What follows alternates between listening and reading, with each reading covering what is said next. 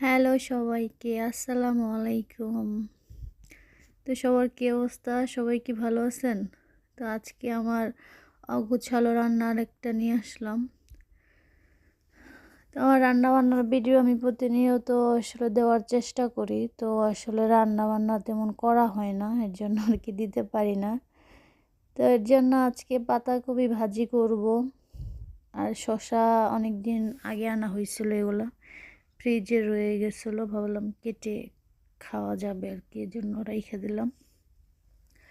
তো পাতাকপি আর কি এই বছরে মানে এই শীতের সিজনে বের হওয়ার পরে ফার্স্ট বাসায় আনা হয়েছে। এখন পর্যন্ত খাওয়া হয়নি পাতাকপি ভাজি। তো অল্প কিছু মুরগির মাংস রান্না করব, আর হচ্ছে তেলাপিয়া মাছ দিয়া লাউ রান্না করব।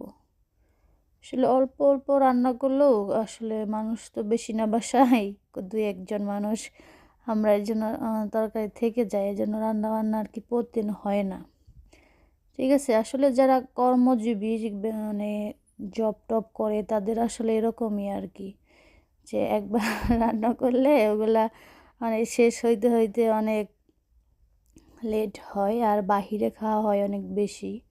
তো এর জন্য বাসায় রান্নাবান্না এখন আর কি খুবই কম করা হয়।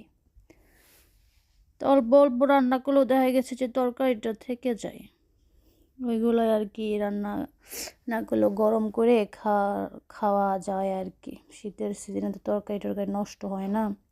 তো এখানে লাউ দিয়া তেলাপিয়া দিয়া, আসলে চিংড়ি মাছ আছে, তারপরেও আমি লাউ দিয়ে তেলাপিয়া দিয়ে রাঁধছি, কারণ আমার মানে বড় মাছ দিয়ে লাউ দিয়ে খুবই পছন্দ আর কি। চিংড়ি মাছ দিয়ে তো লাউ দিয়ে এমনিতেও খুব ভালোই হয়, কিন্তু তারপরও বড় মাছ দিয়ে লাউ দিয়ে রান্না করলে খুবই প্রিয় আমার। তো অল্প কিছু তরকারি রান্না টান্না করলাম, তারপর এগুলো দেখবেন যে খেতে গেলে থেকে যাবে, কারণ সবাই বাসার বাইরে খাওয়া দাওয়া বেশি পড়ে যায় না, বাসায় তেমন একটা আর কি না অগোছালো আর কি, বাঙালি রান্নার মতন ঝাল মশলা কম দিয়ে আর কি আমার রান্না বান্না সবসময় হয়, মানে তেল কম।